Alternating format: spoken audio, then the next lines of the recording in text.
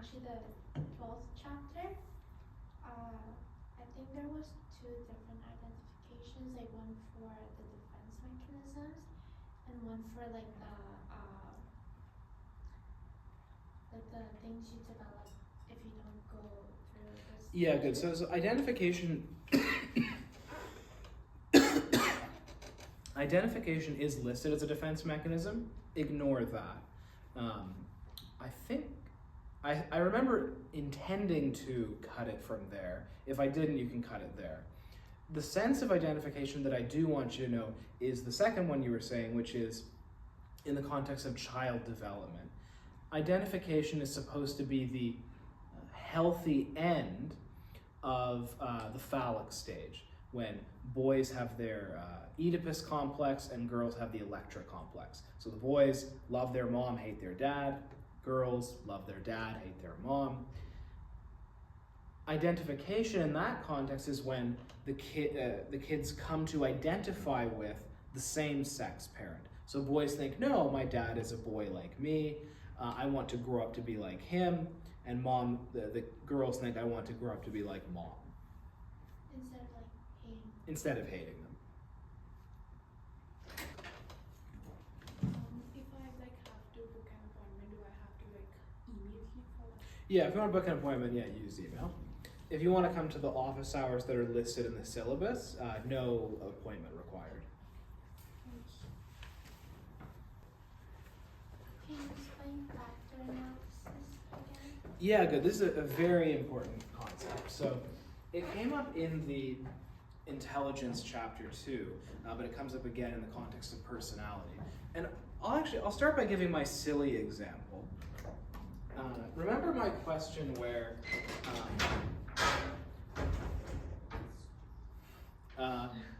imagine I took your class and I asked everyone 4 questions.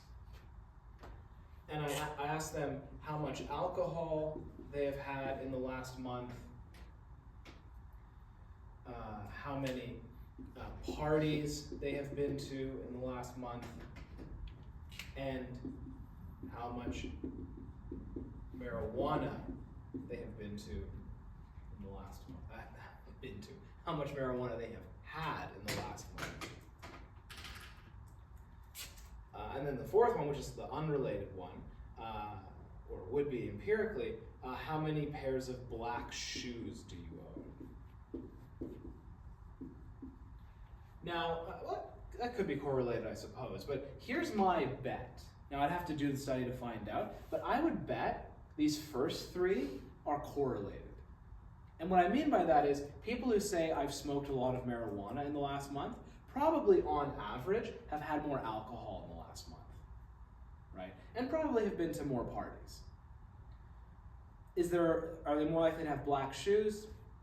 I could imagine that, but I bet there's a smaller correlation. So this isn't precise, this isn't exactly how it would look, but you can imagine it looking something like this, where these 3 questions cluster together. And you could extract one variable, one dimension, on which these 3 load heavily. And what I mean by that is, basically, just that these 3 go together. But this one, might be over here. It's not related to these 3. So that's what factor analysis allows you to do. Now, if you give people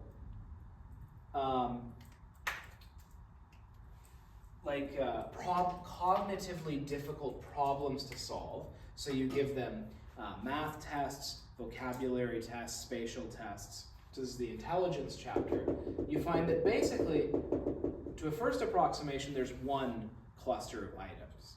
What this means is all those tests positively correlate with each other. So there's one big factor that explains a lot of the variation. Does that make sense? So it allows you to kind of eliminate non-correlated factor or variable from using factor analysis? You could think, that actually is one thing it's used for, but the way to think about it is, one professor puts it like this. This isn't quite right, but it might be helpful to think of it like this. if I ask you 100 questions, how many questions am I really asking you? So, for example, let's say I give you 100 questions, and 3 of them are, how often do you smile? How happy are you? And how often do you wake up excited for the day? All about happiness. They're all kind of the same, and so, well, they're all about happiness, yeah, as far as their meaning, but empirically, they would probably all be very strongly correlated. And so really, those are really one question, or one fact, exactly, one factor. So with intelligence, to a first approximation, there's one factor. With personality, it's a bit more controversial, but many argue that there are 5 factors, that you can explain most of the variation in terms of 5 factors. So what I mean by that is 5 sets of questions that go together, that correlate with each other.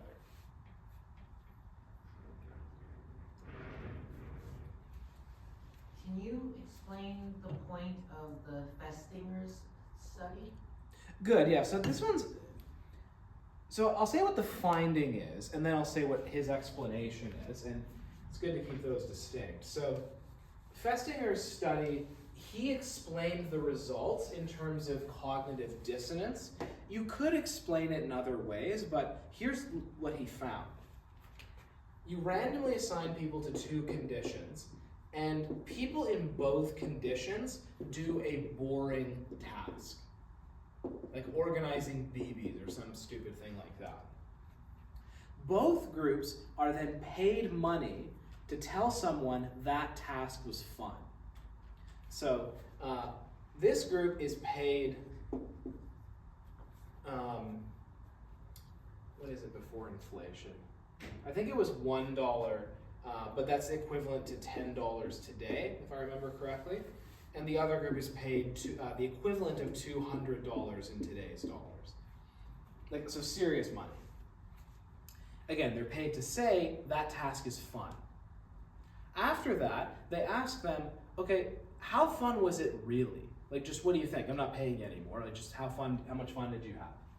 And the question is, which group says they had more fun? And you might think this one, but in fact, it's this one. The people who got paid less say they had more fun. Now, why is that? You could imagine different reasons. Here's the cognitive dissonance explanation. Most people believe that they are mostly honest, right?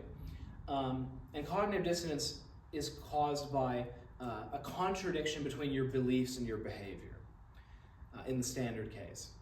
So, in this case, there's a conflict. These people lied, but they believe they're mostly honest. So now we want to make that consistent.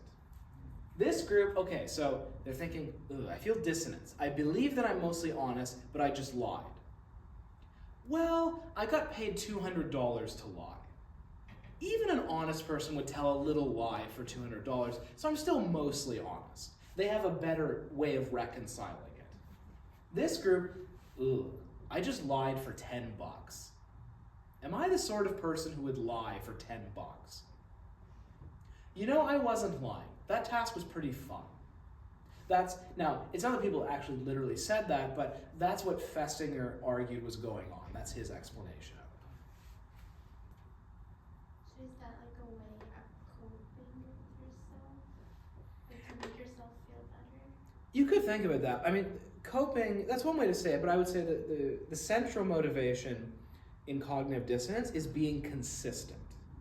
You want your beliefs and your behaviors to agree with each other. Can you explain the 2-factor model of personality, the introversion, extroversion, and stability and instability? Yeah. Sorry, so I erased it, but it's arrived at in the same way. It uses factor analysis. The thing with factor analysis, and this will be more clear if you take more advanced courses in this, I'm not a statistician, so I'm not the best person to explain it, but it's partly a matter of choice how many factors you extract. And so Ising thought you could explain a good amount of the variance with just 2. So he's using the same statistical techniques as the big five people, but he thought there were just two. Or I thought you could explain it better with just two. And those two correspond pretty well to extroversion and neuroticism in the big five. They kind of have more thrown in there, but they're most closely related to those two. So pleasure principle is for ID, and then reality principle is for ego. Yes. What's like the difference between ego and superego? So the ego, the German word literally means self. So this is the part of you that will make the decision. It will decide between conflicting impulses. And the reality principle just means it will try to do it in a realistic way. So the ego emerges when a person realizes they can't get what they want right away. You can't just cry every time you're hungry or whatever.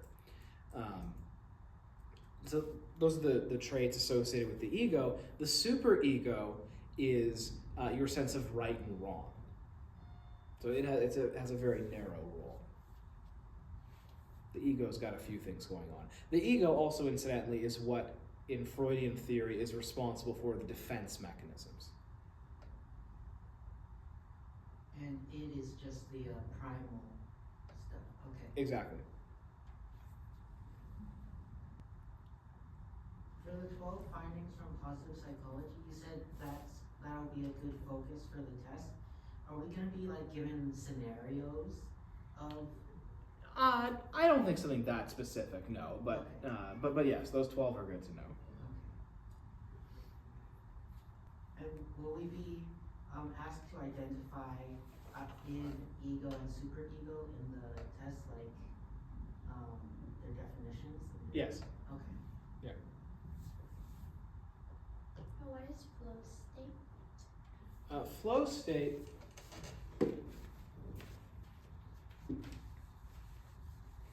So you have to think about two dimensions. Your skill, the book might use a different term, but same idea. Your skill and how hard the task is. Flow is in here. So if a task is right here, that means you have a lot of skill, but it's not very hard.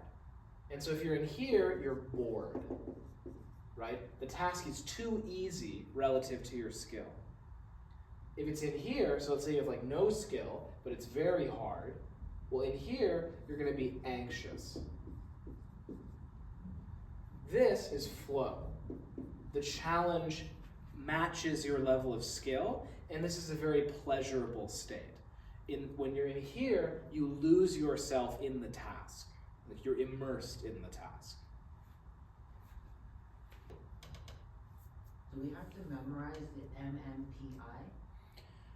So just a few things about the MMPI. So the MMPI, you should know that it's an example of an empirically derived questionnaire.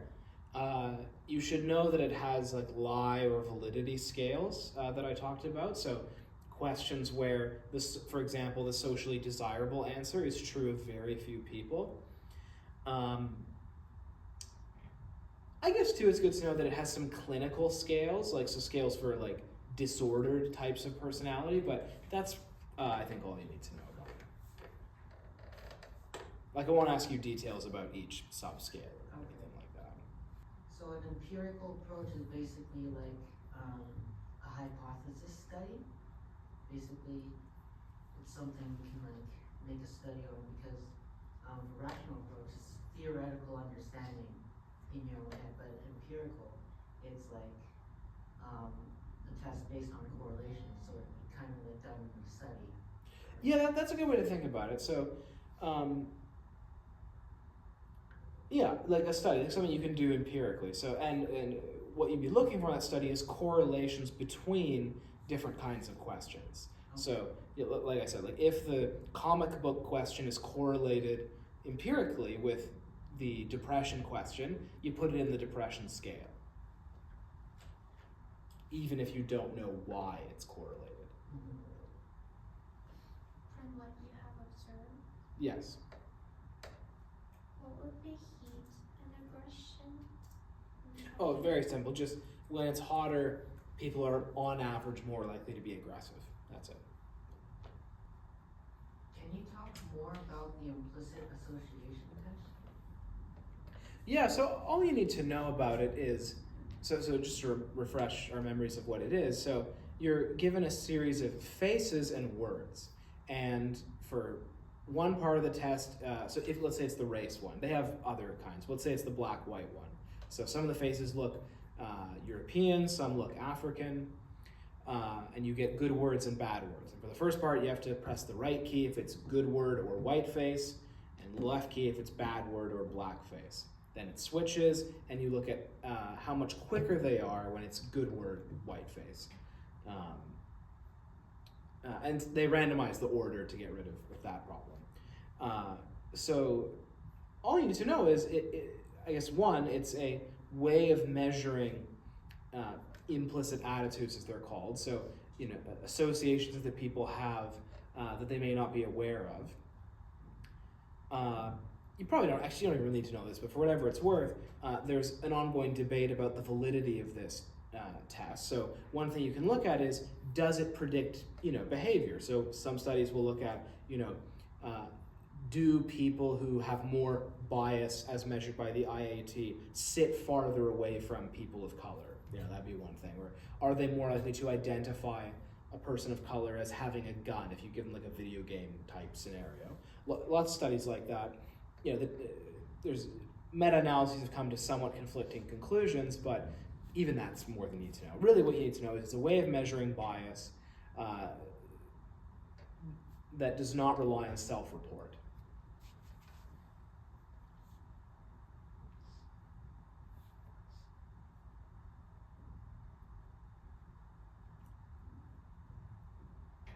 And basically the point of the stereotype threat is basically if you have a certain stereotype, it makes that group of people being stereotyped make it true. Yeah, exactly. The way you phrase it is, you can think of it as a kind of self-fulfilling prophecy. It's not usually like written that way, but that is a way to think about it. That at least making people aware of, or reminding them of their identity. Now, between you and me, I know, not know personally, but people who have done a lot of work in that field, like Mickey Inslicht at the University of Toronto, it's been pretty hard hit by the replication crisis. So it was kind of sad because it's quite a neat little finding.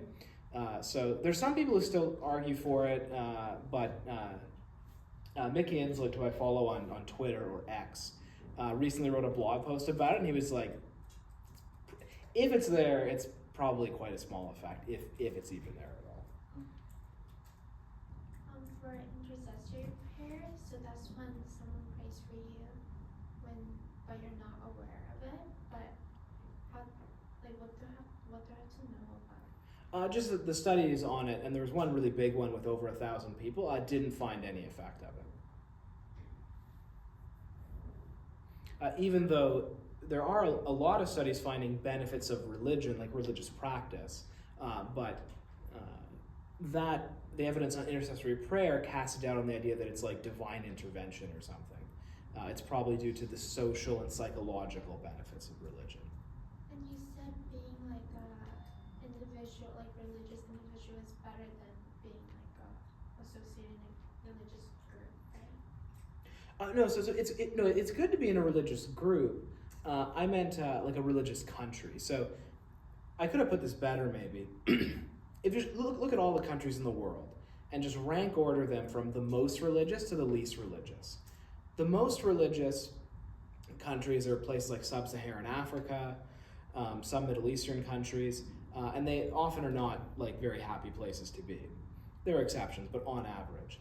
The happiest place, the least religious places in the world are places like Japan, Northern Europe, like Denmark, Norway.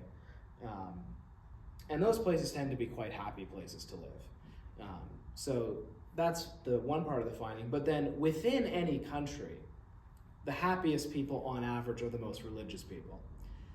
So people who go to church every week, on average, are happier than evil atheists like me. So that's the finding.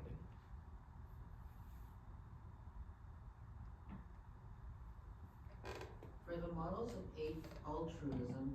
Altruism is defined here as helping someone else without benefiting oneself. And then there's Yes. empathy altruism model, which is altruism caused by empathy. I'm wondering what really is the difference between the two? Because I always thought altruism was basically based off of empathy as a foundation. Good, it's a good question. So altruism is defined in behavioral terms. So it's just, I do something, it costs me something, and you benefit from it. Empathy is the empathy altruism hypothesis is about what's going on in my head when I do that. The empathy altruism model says, I'm doing that because I feel your pain and I want to make your pain go away. The other one, the negative state relief one, says, it's not so much that I care about you, I just want to feel less guilty or less anxious or less whatever.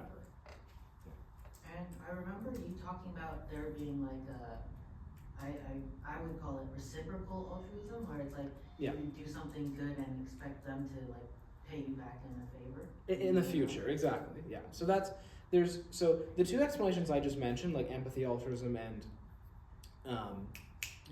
negative state relief, those are, so you're only in 1200, you're not in 1100, right? Yeah, but I did take 1100 a few years ago. Oh, okay, well, this one you may not have heard. This is something I added to it's a really important, well, since you asked, I mean, it's a good set of terms to know. Psychologists and evolutionary biologists too distinguish between ultimate explanations and proximate explanations.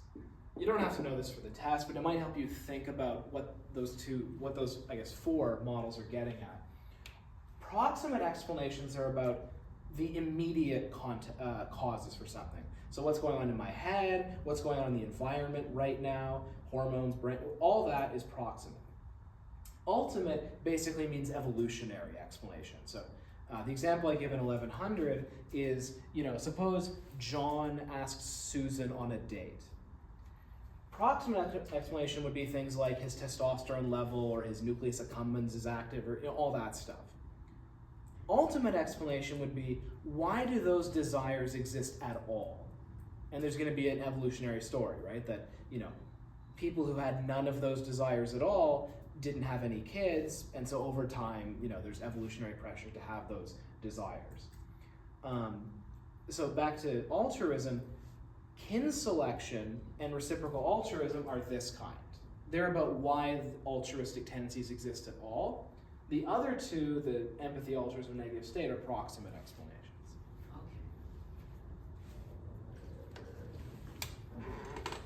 I have to know for sickness response, I just wrote lonely helps. Yeah, that's basically the idea. It's another evolutionary or ultimate explanation. The idea is that, so it's empirically true that when people are sick, they tend to be sad and tired and so on. And the evolutionary conjecture is that that serves a function. It's to force you to slow down and not go out doing costly things to let your body heal. Which part of the lecture was that? Which one? Which part of the lecture was it in? Sickness response. So it's towards the end of the last chapter we did. And that's different from harm reduction. Well, did we talk about harm reduction? I don't remember if we did. Maybe I should have. Harm reduction, if I didn't mention that, is a strategy for dealing with addictive drugs, where the goal is not to get people to stop using them. The goal is to make sure they do it safely. So it's like, we're not going to judge, you do what you want, but make sure you have safe needles or whatever, stuff like that. I would like to know for a sympathetic nervous system, like fight or flight response. Remind me what context it's in? Like what comes right before? Chronic stressors. Yeah, good. So the sympathetic nervous system is the system that promotes the fight or flight response. So, fast heart rate, energy going away from, the example to think about that's always good is, think about what you would do if you saw a bear, right? What does your body do? And evolution has sculpted us to respond really efficiently to things like that. So is it a good idea for your body to spend energy fighting diseases and digesting food while you're dealing with a bear? Like, no, right? It's a waste of energy. So that's what your body does. It redirects energy to the muscles, the lungs, and heart, and gets you into that fight or flight state.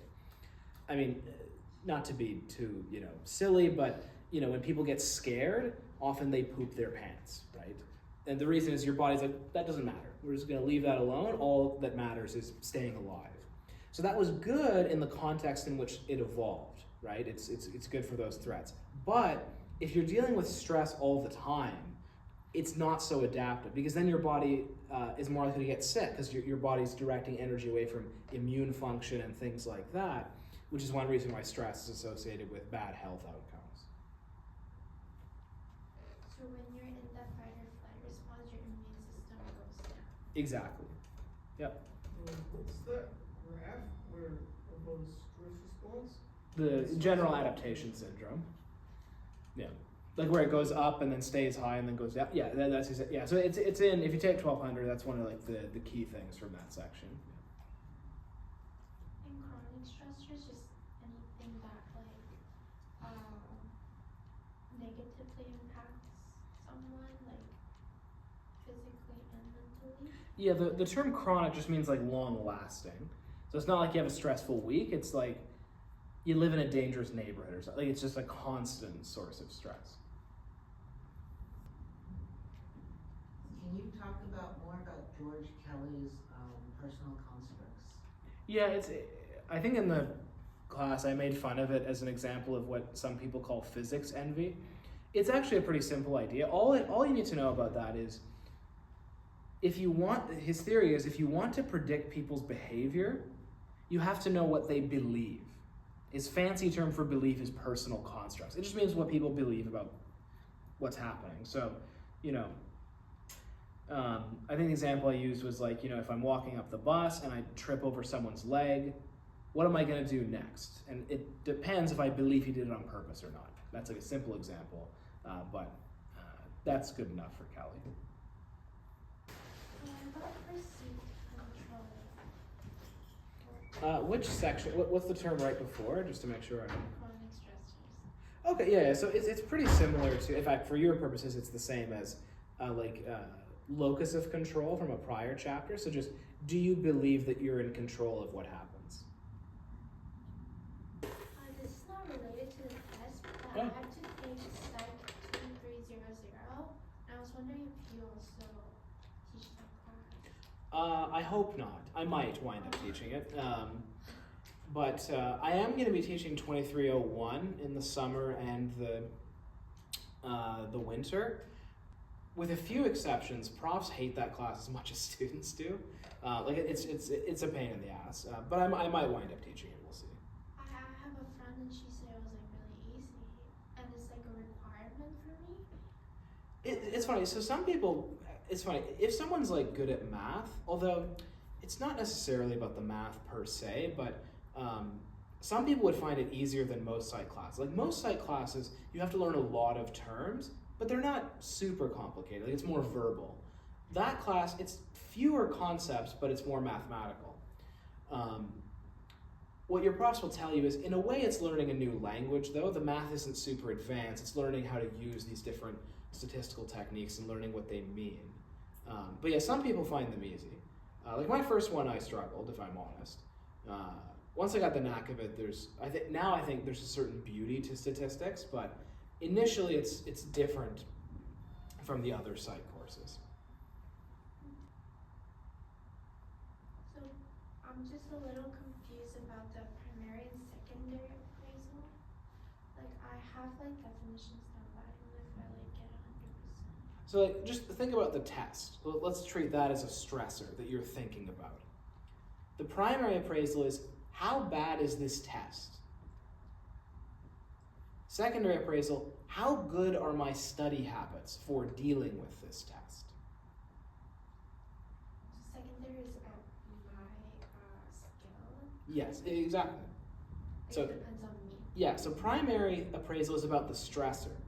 Secondary appraisal is about your coping skills and your strategies.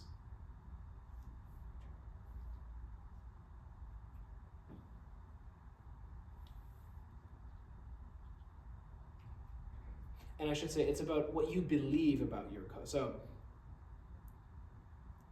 you could have someone who says, I believe this test is hard, but I also believe I have good study skills. So those would be two separate beliefs they have about the situation.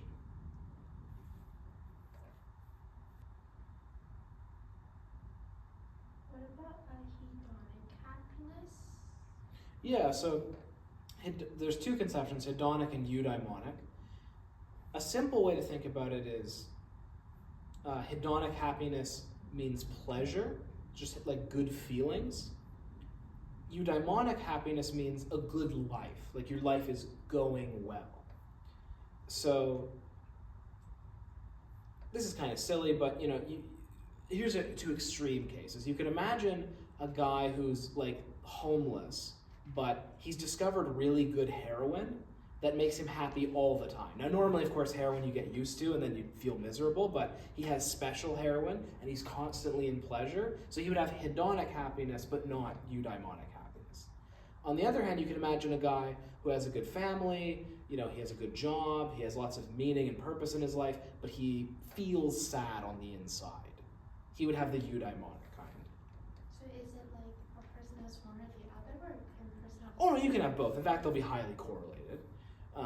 But at least conceptually, that's the difference.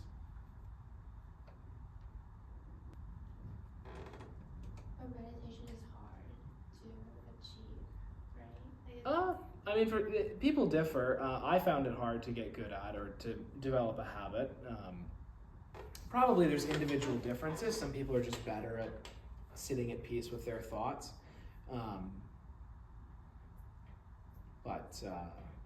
I mean, in one sense, it's Depend go on ahead. like your personality. Probably. So I hate saying this because this might make me seem bad, but my supervisor found some evidence that at least part of the reason why some people aren't as good at meditating is they're more narcissistic. People who are more narcissistic are worse at meditating.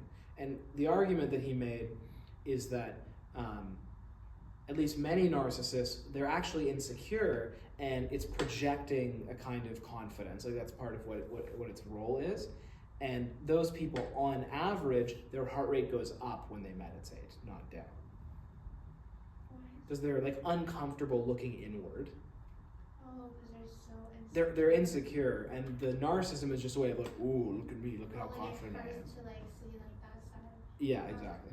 Now that's conjectural, like it could be for different reasons. The pattern just is their heart rate goes up when they meditate. His theory is that, that they don't like looking in.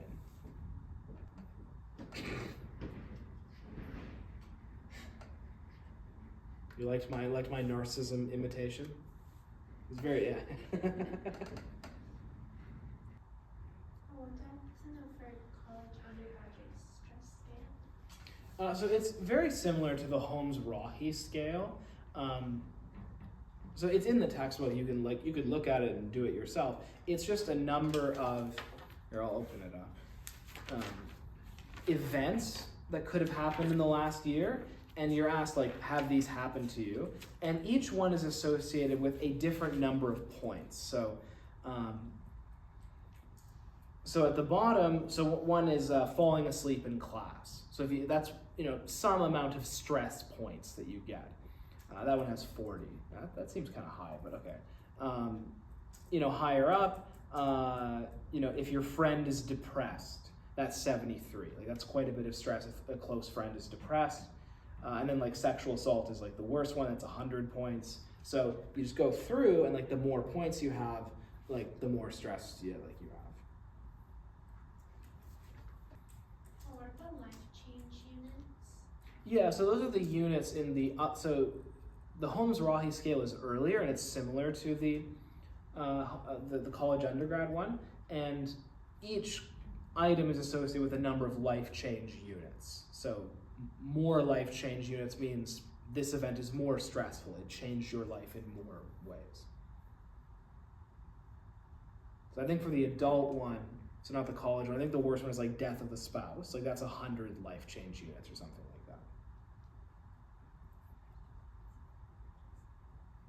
Social loathing is having more people surrounding you were sat tasks? Like, No, I think was that like the group project one? yes, the group project one. So it's not about people being around you and looking at you, it's about people working together.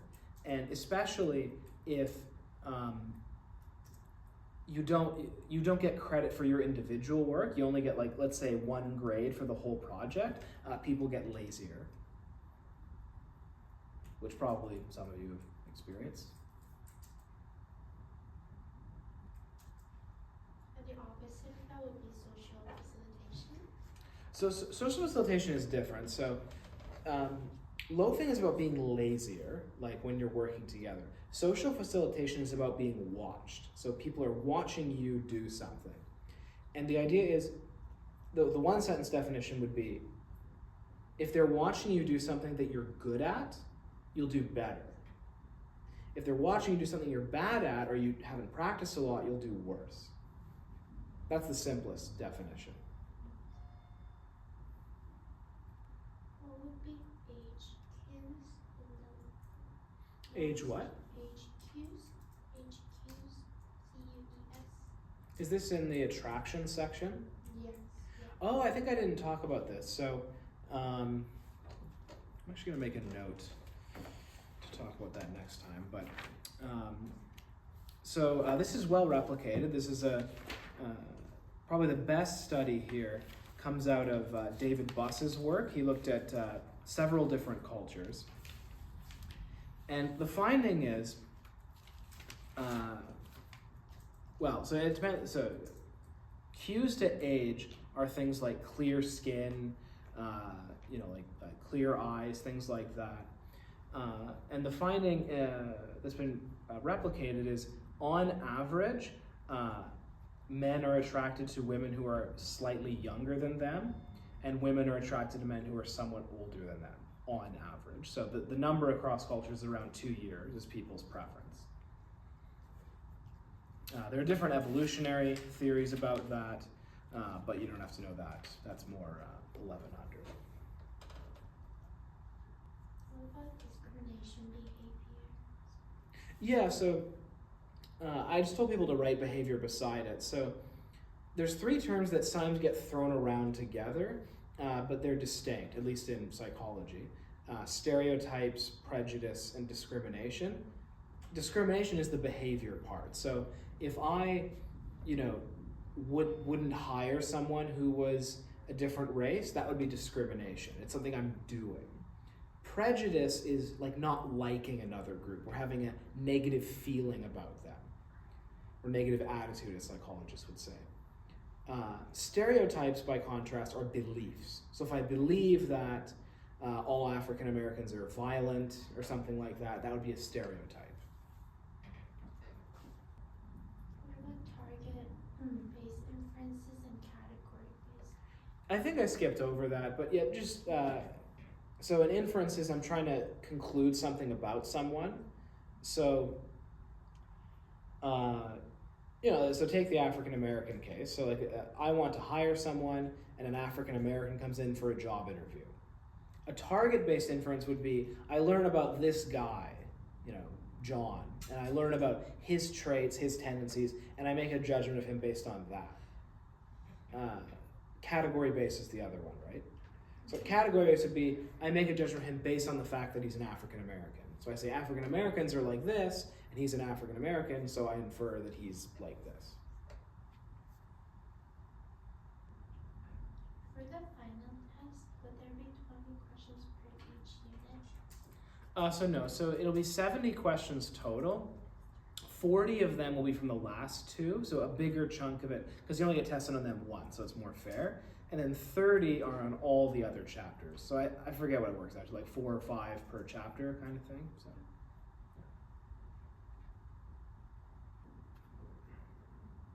What about distance of the victim? Ooh, yeah, I might have skipped that. So this is in the context of the Milgram study, so that's the electrocution one. There were 2 things that explained a big chunk of the variance. So 2 variables that explained how much people were willing to electrocute. One was the legitimacy of the authority. So in one condition, it's a guy in a white lab coat telling you to do something. In another, it's just another participant. If it's another participant, people don't obey. If it's the authority figure, they do obey. The other one is how far away is the person who's screaming.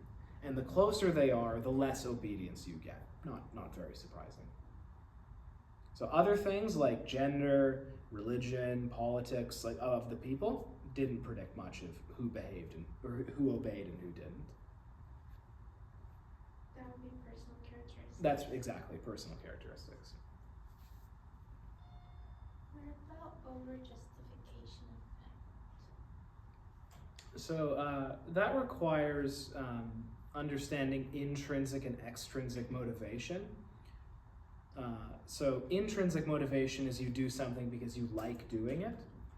Extrinsic is you do it for a reward. And the basic idea behind the over-justification effect is there are some studies that find that if you start off intrinsically motivated, but you start getting rewards, your motivation can shift from being intrinsic to extrinsic.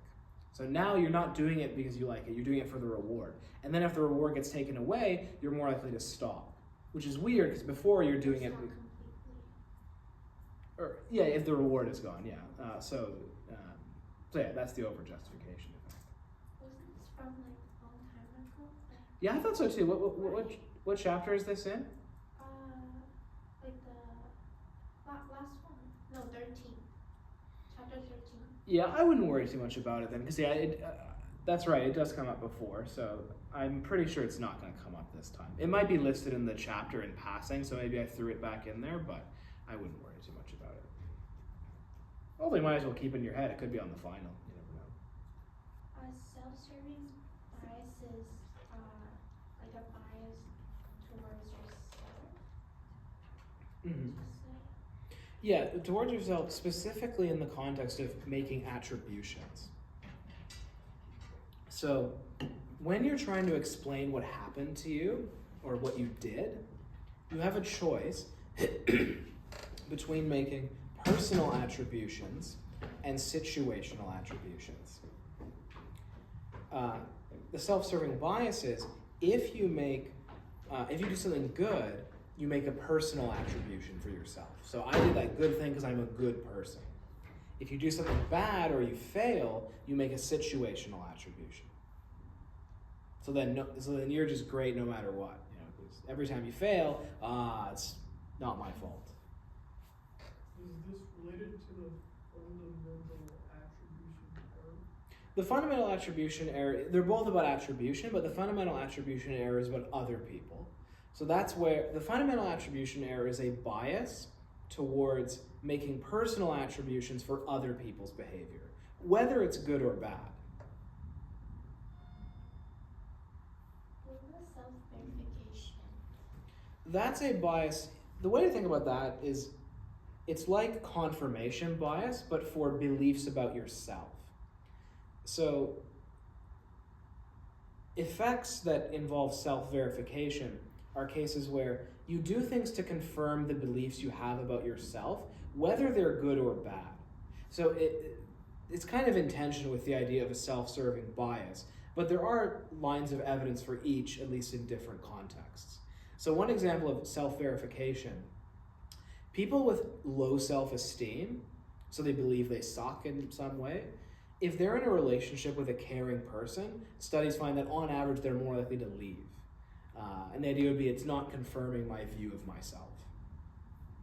And is that related to cognitive dissonance?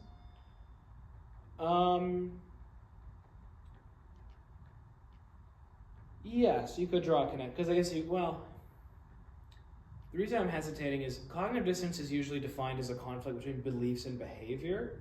This would be a conflict between like beliefs and an experience you're having. So it seems like a bit of a stretch, but they're at least a similar process. That'd be the way I want to say it. With the person with low self-esteem leaving the relationship, would that also be because like they're afraid they're gonna leave them first? So good. So there's often an issue in claims like this that there's the pattern. The pattern is people who have low self-esteem, who are in this relationship, are likely to leave. Self-verification is, I guess, a kind of explanation of that what they're trying to do is confirm their beliefs. But we don't know for sure that's what they're thinking. It could be like what you're saying, like maybe they're afraid they're going to leave first. So I guess what I'd say is, yeah, that's a different explanation of the same finding.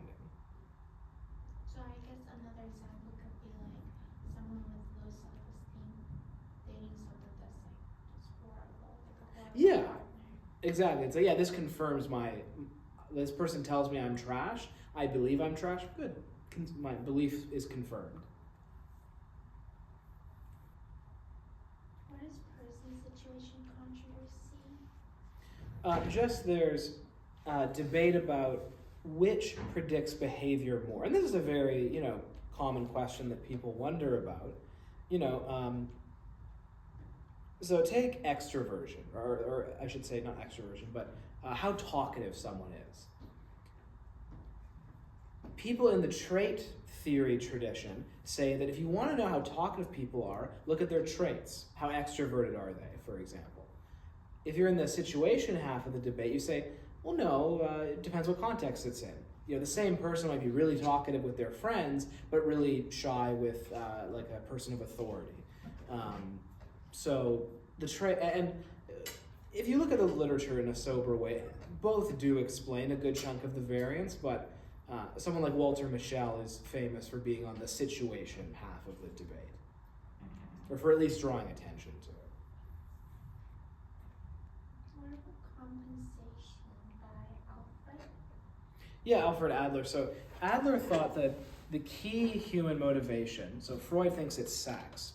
Adler, who used to work with Freud, says no, it's superiority. What people want is to be better than others, to be competent and good at stuff.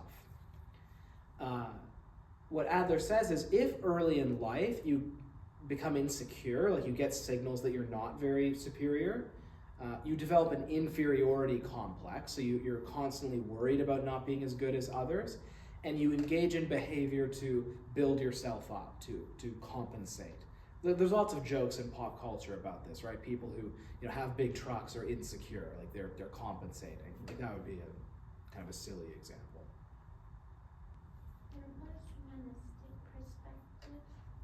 Yeah, so it's kind of a loose term for a collection of people, but I would say that the key thing with the determinists is, I don't want to say it quite like this, but in a way that they're less scientific. They don't think that the scientific method is the right way to study human beings, because science is all about finding like laws, like that everything is kind of determined like clockwork. But humans are special. We have free will, we can self-actualize, and so we shouldn't be thinking of human nature in that way. So if you want like a one-sentence thing, they have a more optimistic, sunny view of human nature and human potential. Maybe is one way you could say. I think it was like the last chapter, like last class, we talked about like different brain regions. Do you have to know like the location of it? Was it in the context of pain? Yes, I think so. No, don't worry about the locations of those. No. And what would be prisoner's dilemma? Is that like that was Yeah. the game thing you showed? Yeah, it was the game we played. So I won't test you on. So there's a original like story of the prisoner's dilemma where like there's two robbers and they're put in separate rooms. You can remember that if it helps, but the prisoner's dilemma it has the structure of a lot of cooperative situations, and the basic logic is. So let's say like you and me are cooperating, like we're trying to do a group project or something. For us as a group, the best thing for us to do is both help. But selfishly, the best thing for me is you do the work and I do nothing. That's great. But then we both think that, and then we wind up in the worst situation, which is we both do nothing. And you can model this mathematically. It's a very useful paradigm for modeling cooperative situations, but that's the basic setup.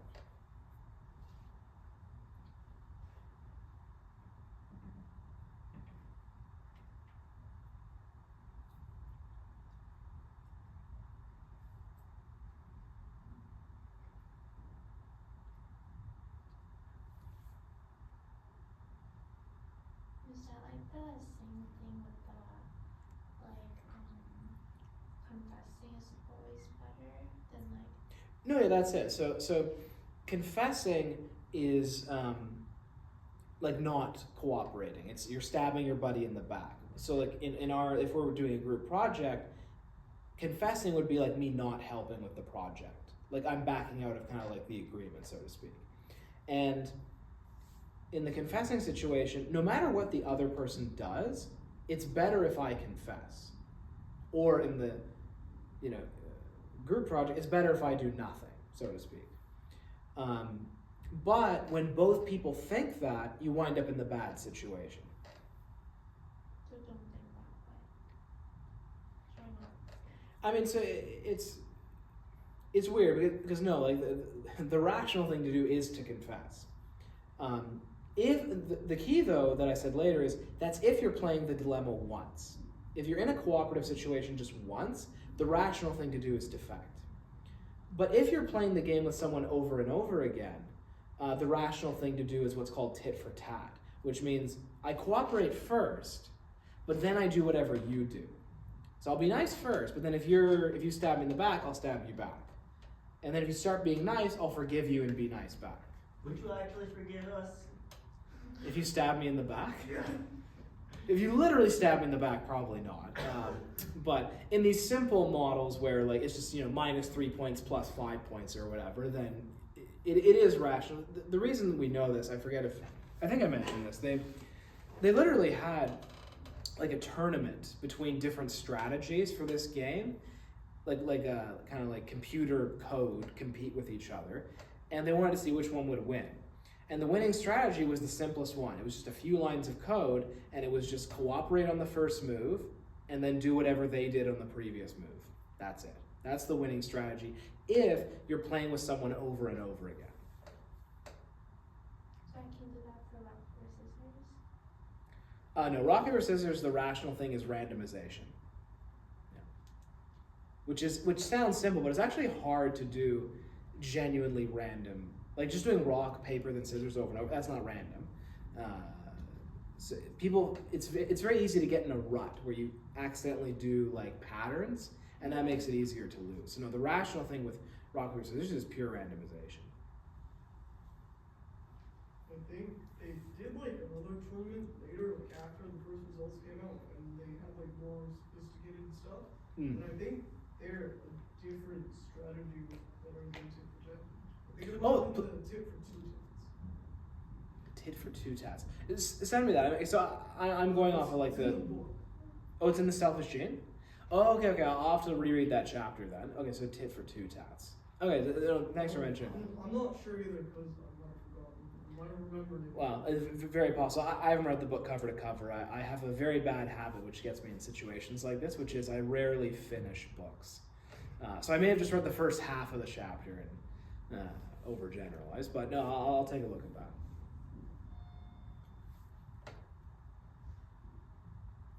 Group polarization is if everyone in the group has like an initial agreement, it becomes more dense. Yes. Why is that? You can imagine different reasons for it. So, like, let's say we in this room were all like center left. So maybe like I'm left wing on like taxes and education, but I'm conservative on prison. Like I want harsh prison sentences. And we all have a different mix, but we all kind of lean left. Maybe you guys convince me to be left wing on prison because you're all somewhat left wing on prison. But I convince you all to be more left wing on taxes. And through that kind of mutual reinforcement, we wind up being like left wing on every issue. I'm kind of just making that up, but you can imagine something like that happening. Can you explain the difference between diffusion of responsibility and pluralistic ignorance? Good. The So bystander effect explanations? yeah. So these are both explanations of the bystander effect. So bystander effect just means the more people are present for an emergency, the less likely it is they'll help. Diffusion of responsibility is kind of the easier one to understand. It just means everyone thinks someone else will do this or someone else will help. But then everyone thinks that, so no one does anything.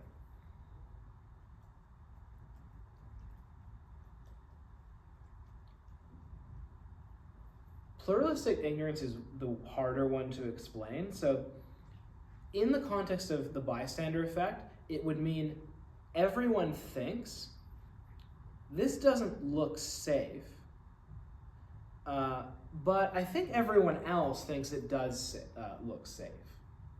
So just make it concrete. Let's say smoke comes into this room and I'm like, that looks dangerous. This looks like a situation. I look around at you and you're all still sitting down. So I think, okay, you all must think it's safe. I don't think so, but you all seem to think it's safe. But you all do the same thing. You think it doesn't look safe, but you look around and everyone else is sitting down. So we all do that, and therefore we all take longer to do anything. The negative statement, like hypothesis, is just helping someone to make yourself feel better. Exactly. Like just myself, not Yeah. that person. Yes. So if I hate seeing blood, I might call 911 so they will not bleed as much, for example. Yeah, that's one way to think of it. Or yeah, if you're grossed out by the blood and you want to get rid of that feeling of being grossed out, yeah, that'd be an example. And sex differences in selectivity is that when women worry more about, they're more careful about, mating because they're Yes. the ones getting pregnant and the guy can just leave. Exactly. And it need not be that they're consciously thinking that it's because they'll get pregnant. It's a kind of evolutionary explanation that, throughout our evolutionary past, women were capable of getting pregnant, and therefore sex is riskier. So they're sort of evolved to be more choosy, especially if it's short-term mating. Unconsciously? That's the idea. I mean, obviously women are aware they can get pregnant, and that makes them, risk averse too, but this is kind of a silly way of putting it, but women who had genes that made them more selective were more reproductively successful than women who weren't selective. So think about it this way. If a woman has genes that make her not choosy at all, I'll mate with anyone, and then she mates with some idiot who has bad genes, she's stuck with that kid for a year, and then the kid dies or doesn't have a mate or whatever, and then that's wasted. Whereas the woman who's selective gets good genes, and then her kid is more likely to survive and reproduce. Whereas for a male, if a male's not selective, at least for short-term mating, that's actually adaptive. Because, every time there's a mating event, he can spread his genes, and he's not stuck with the kid.